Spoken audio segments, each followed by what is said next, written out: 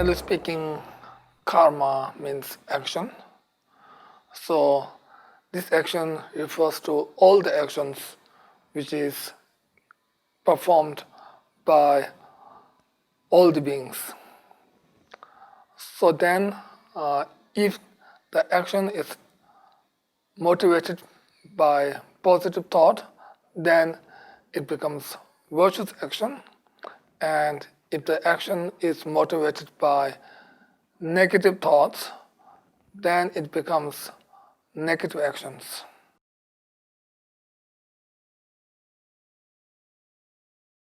I think first it is important to know the result of virtues and the result of non-virtues. So if you know the result of virtues are positive and result of negative actions are negative, then naturally it will help us to put more effort to do positive actions, and it will help us to abstain from non-virtues, because no one wishes to experience the negative result, which is to experience suffering. Actually, virtuous action will always yield good result, and non-virtuous action will always yield bad result. For example, if the root of the tree is medicine, then all the tree trunk and branches and leaves and flowers and fruits that are grown out of this tree are also medicine. And if the root of the tree is poison, then whatever it grows from that root tree is all negative. Like all the tree trunks and branches, leaves, flowers, etc. are all negative. So similarly, if we do virtuous deeds, then all the result will be positive. And if we do negative actions, then all the results of that action will be negative. Actually, positive action means action that is motivated by thought that is free from attachment, anger, and ignorance that fails to know the cause and effect or the law of karma. So such action is called the positive action. And then out of this, one can gain good result or positive result, which means one can gain happiness or the temporary happiness, and then eventually one can gain enlightenment state. And it is the state where one can have the ultimate happiness.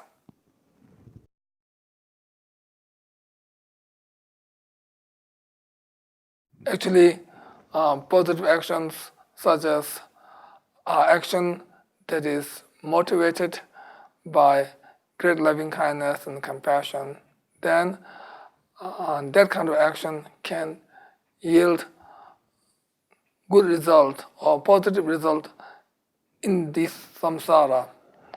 And loving kindness and compassion itself is the antidote that can control the mental afflictions.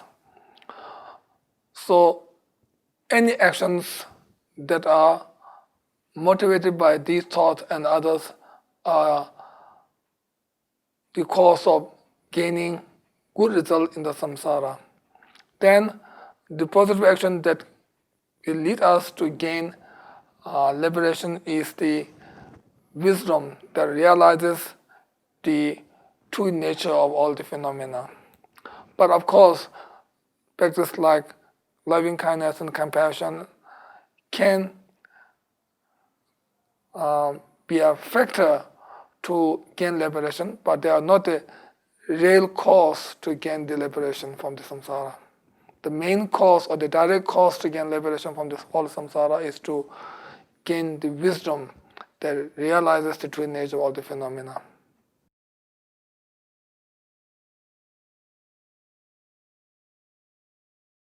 Actually, the result of the action can be ripened in this life, or after one lifetime, or after a few lifetimes, or after many lifetimes.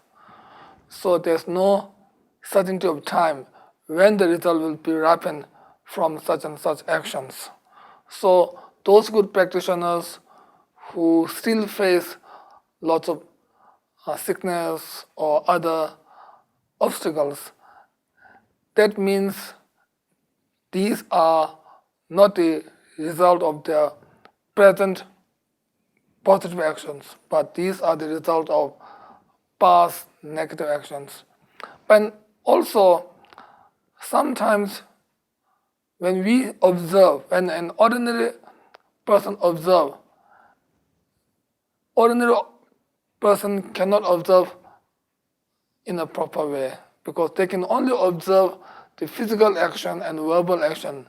They cannot observe what kind of motivation that they have to do such and such positive actions. So sometimes in this life also, it seems like they are doing positive action, but in reality, they are doing out of bad motivation. So it means these actions looks like positive actions, but actually they are not real positive actions. So maybe because of that also they are experiencing these sickness or obstacles. Actually, the law of karma is fair to every being without any discrimination or exception.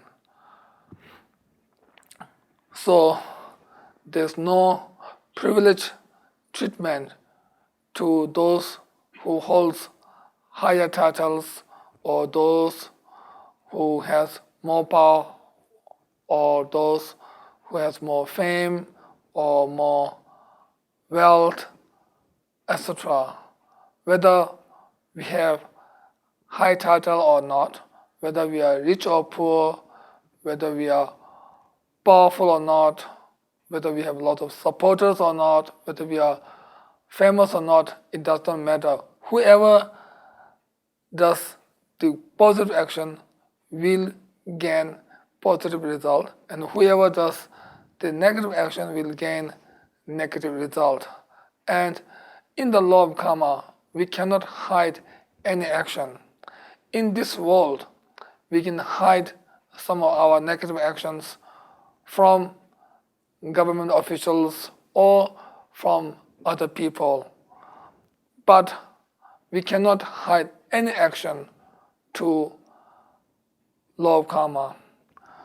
For example, if one takes poison in front of many people, or if one takes poison secretly without telling to anybody, but still both of these will have some effect. It will cause stomach pain, and even it can take one's own life. Similarly, whether one does actions in front of people or secretly without telling to anybody, but still it will have the same effect. And not only it will have the same effect by doing the action, but actually doing secretly will be more powerful because not only one has the action, but also one has the power of not telling to others. So whether one has done positive or negative, if one does it secretly, it is more powerful. On the other hand, if one does positive or negative actions in front of people, then it won't have same effect. It is less powerful. And generally speaking,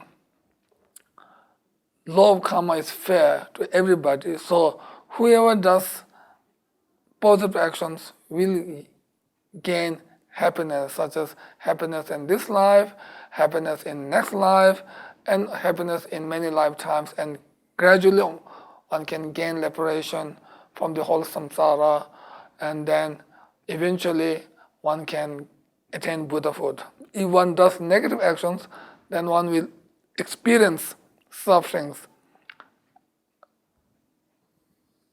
So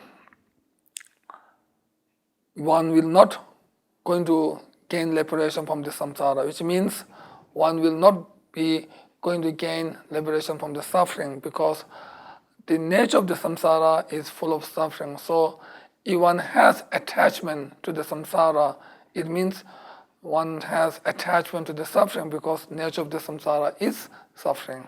So therefore, by knowing all these law of karma, then one should put great effort in doing virtuous actions in order to gain happiness for all the beings, and one should abstain doing negative actions in order to remove the suffering of all the beings.